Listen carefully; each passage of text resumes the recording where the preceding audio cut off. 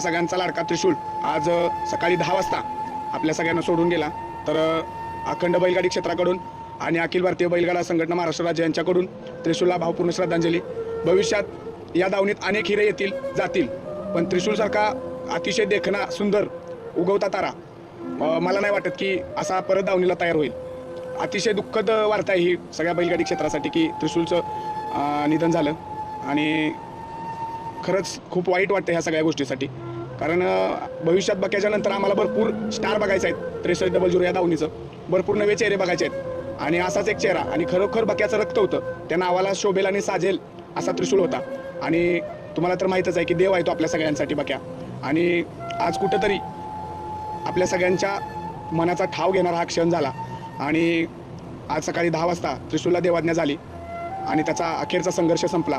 एक दगदगती ज्वाला, एक दगदगत आगीचं राफेल म्हणू आपण त्याला, जे काळाच्या पडद्याआड गेलं।